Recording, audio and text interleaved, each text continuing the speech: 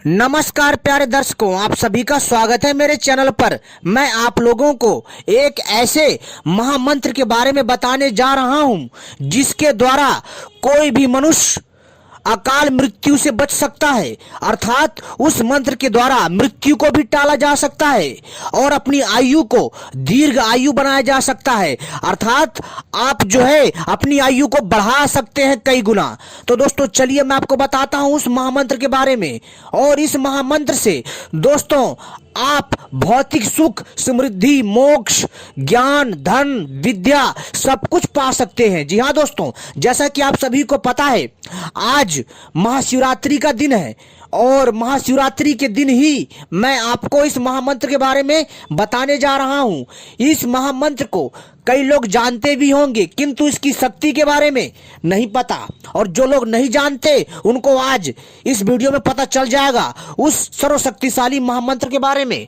जी हाँ दोस्तों, यह मंत्र इतना शक्तिशाली है जो दोस्तों पूरे ब्रह्मांड में खलबली मचा देता है। यह कोई साधारण मंत्र नहीं है, इसे मजाक में लेने का प्रयास ना करें और ना ही इस मंत्र का कभी गलती से मजाक बनाएं, क्योंकि ये मंत्र बहुत सर्वशक्तिमान है। तो चलिए मैं आपको बताता हूं इस महामंत्र के बारे में। इस मंत्र का नाम है महामृत्युंजय मंत्र नाम है।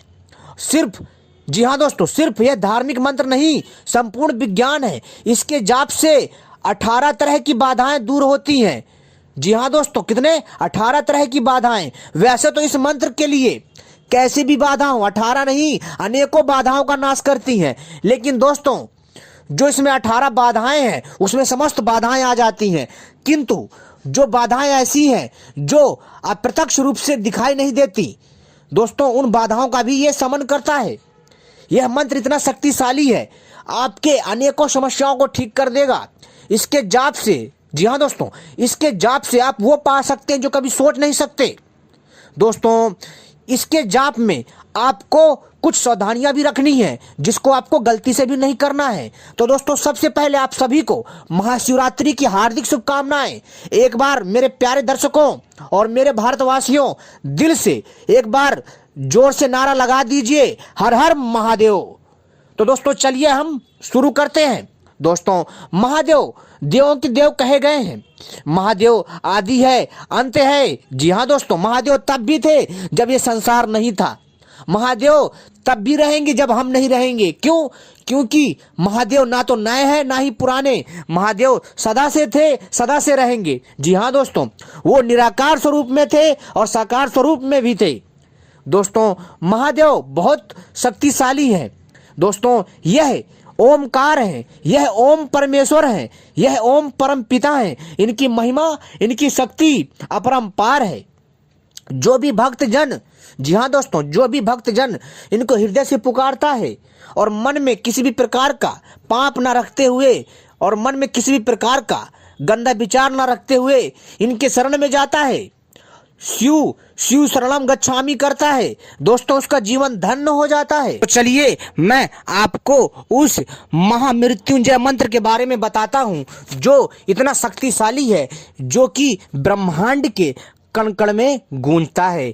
महामृत्युंजय मंत्र भगवान शिव के सबसे प्रमुख मंत्रों में से एक माना जाता है। भगवान शिव को शास्त्रों में मृत्यु का देवता भी कहा जाता है, इसलिए महामृत्युंजय मंत्र यानी मृत्यु पर विजय पाने का मंत्र कहा जाता है। महामृत्युंजय मंत्र का सिर्फ धार्मिक महत्व नहीं है। अगर स्वर विज्ञान के हिसाब से देखा जाए तो महामृत्युंजय मंत्र के अक्षरों का स्वर के साथ उच्चारण किया जाए तो शरीर में जो कंपन होता है वो हमारे शरीर की नाड़ियों को शुद्ध करने और तेज करने में मदद करता है। शिव पुराण सहित कई ग्रंथों में महामृत्युंजय मंत्र के बारे में लिखा गया है। अगर शिव को प्रसन्न करना है तो इस मंत्र का जाप सबसे अच्छा है। अगर कोई बहुत बीमार हो, जी हाँ दोस्तों, बहुत घायल हो, तो उनकी रक्षा के लिए इस मंत्र का संकल्प के साथ जाप बहुत असरदार माना गया है। ग्रंथों का मानना है कि इससे अकाल मृत्यु के योग तक टाले जा सकते हैं।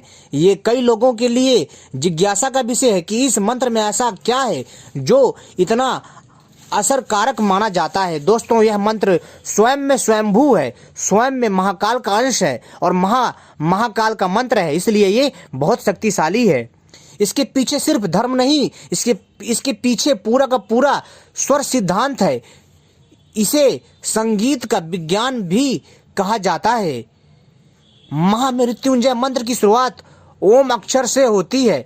इसका लंबे स्वर और गहरी सांस के साथ उच्चारण किया जाता है। इसी तरह पूरे मंत्र को पढ़ा जाता है, बार बार दोहराया जाता है। इससे शरीर में मौजूद सूर्य और चंद्र नाड़ियों में कंपन उत्पन्न होता है। हमारे शरीर में मौजूद सप्त चक्रों के आसपास एनर्जी का संचार होता है। ये संचार ही मंत्र पढ़ने वाले और सुनने वाले के शरीर पर भी होता है। नाड़ियों और चक्रों में जो ऊर्जा का संचार होता है, इन चक्रों के कंपन से शरीर में शक्ति आती है, रोग प्रतिरोधक क्षमता बढ़ती है। इस तरह लंबे स्वर और गहरी सांस के साथ जाप करने से बीमारियों से जल्दी मुक्ति मिलती है। इस तरह किया जाता है महामृत्युंजय का जाप। तो चलिए सुनिए ध्यान से। रोज रुद्राक्ष की माला से इस महामंत्र को 108 बार जाप करने से अकाल मृत्यु, असमय मौत का डर दूर होता है। साथ ही कुंडली के दूसरे बुरे रोग भी शांत होते हैं। इसके अलावा 8 तरह के दोषों का नाश होता है और जीवन में आ रही अनेक समस्याओं का नाश होता है। सुख भी इसी मंत्र के जाप से मिलते हैं। सुख, समृद्धि, धन, वैभव, यश, कीर्ति सब प्राप्त होता है। और यह मंत्र है, ध्यान से सुनिए। ओम त्र्यंबकम यजामहे सुगंधिम पुष्टिवर्धनम उर्वारुकमिव बंधनान मृत्योर्मुक्ष्यमामृतात्। तो दोस्तों यह महामंत्र है। इस महामंत्र का आपको जाप करना है और इसका अर्थ बता देता हूँ। हम त्रिनेत्र भगवान शिव का मन से स्मरण करते हैं। आप हमारे जीवन की मधुरता को पोषित और पुष्ट करते हैं। जीवन और मृत्यु के बंधन से मुक्त होकर अमृत की ओर अग्रसर हों। तो दोस्तों हम ऐसी प्रार्थना करते हैं।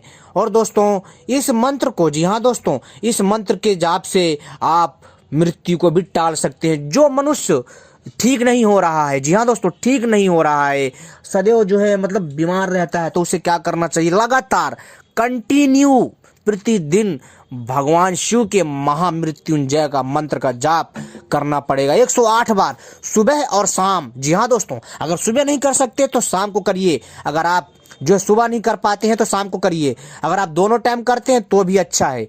जी हाँ दोस्तों, और अगर आप संख्या बढ़ाना चाहें, 108 से ऊपर करना चाहें, तो आप 108 से ऊपर भी कर सकते हैं, वो आपके ऊपर है। लेकिन ध्यान रखिएगा, आसन लगा करके ही जाप करिएगा। और तो और दोस्तों, मन में अच्छे स्वच्छ विचार होने चाहिए, तभी करिएगा, ठीक है? इस चीज़ का विशेष ध्यान रखिएगा। महामृत्युंजय मंत्र का जाप करने से हमारी कुंडली के मांगलिक दोष, नाड़ी दोष, काल सर्प दोष, भूत प्रेत दोष, रोग, दुस्वपन, गर्भनाश, संतान बाधा तथा ऊपरी बाधा, जादू टोना किया कराया तथा जितनी प्रकार की बीमारी हो, जितने प्रकार के दोष हो, जितने प्रकार के भूत प्रेत, जिन बैताल, कैसी भी भयंकर बाधा हो, कैसी भी ऊपरी बाधा हो, टोना टानी कुछ भी हो, तो दोस्तों सभी का नाश होता है इस महामृत्युंजय मंत्र से। इस चीज़ का ध्यान रखिएगा। महामृत्युंजय मंत्र के जाप में, जी हाँ दोस्तों, महामृत्यु मंत्र के जाप में ये सावधानियां भी रखनी जो मैं आपको बताने जा रहा हूं, ध्यान से सुनिए, तभी यह कारगर होगा। महामृत्युंजय मंत्र का जाप करते समय तन यानी शरीर और मन बिल्कुल साफ होना चाहिए, यानी किसी तरह की गलत भावना मन में नहीं होनी चाहिए। मंत्र का जाप उच्चारण ठीक ढंग से करना चाहिए। अगर स्वयं मंत्र न बोल पाए तो किसी योग्य पंडित से भी इसका जाप करवाया जा सकता है। और घर में आज के दिन, आज महाशिवरात्रि का दिन है, आज के दिन जो है यज्ञ अवश्य करना चाहिए। जी हाँ दोस्तों, यज्ञ अवश्य करना चाहिए। वैसे तो यज्ञ हफ्ते में एक बार होना चाहिए, और अगर आप हफ्ते में एक बार नहीं कर सकते तो आप जो है कम से कम आज के दिन जरूर करिए। जी हाँ, लेकिन मैं फिर भी कहना चाहूँगा कि आप महीने में एक बार हवन जरूर करिए। लेकिन आज शिवरात्रि का दिन है तो आज आप जो है शाम के समय, जी हाँ दोस्तों, आज आप शाम के समय, अगर आपको सुबह समय नहीं मिलता तो आज शाम के समय 6 बजे से लेकर के 8 बजे के बीच में, यानी 10 बजे से पहले पहले आपको हवन करना है, ठीक है? और दोस्तों मंत्र का जाप निश्चित संख्या में करना चाहिए। समय के साथ जप संख्या बढ़ाई जा सकती है। भगवान शिव की मूर्ति या चित्र के सामने बैठकर अथवा महामृत्युंजय मंत्र के सामने ही इस मंत्र का जाप करना चाहिए, या यज्ञ के समक्ष बैठ करके जप करना चाहिए, लेकिन आसन अवश्य होना चाहिए। इस चीज का ध्यान रखिएगा। मंत्र जाप के दौरान पूरे समय धूप दीप जलते रहना चाहिए, इस बात का विशेष ध्यान रखना चाहिए। इस मंत्र का जाप केवल रुद्राक्ष माला से ही करना चाहिए, बिना आसन के मंत्र जाप ना करें। लेकिन अगर आपके पास रुद्राक्ष की माला नहीं है तो कोई दिक्कत नहीं, लेकिन बिना आसन मंत्र के जाप ना करें। अगर रुद्राक्ष की माला है तो अच्छा है, लेकिन नहीं है तो कोई बात नहीं, लेकिन बिना आसन के इस मंत्र का जाप ना करें। इस मंत्र का जाप पूर्व दिशा की ओर मुख करके करना चाहिए। निर्धारित स्थान पर ही रोज मंत्र जाप करें। जी हाँ दोस्तों, यह मंत्र बहुत ही दिव्य और चमत्कारी है।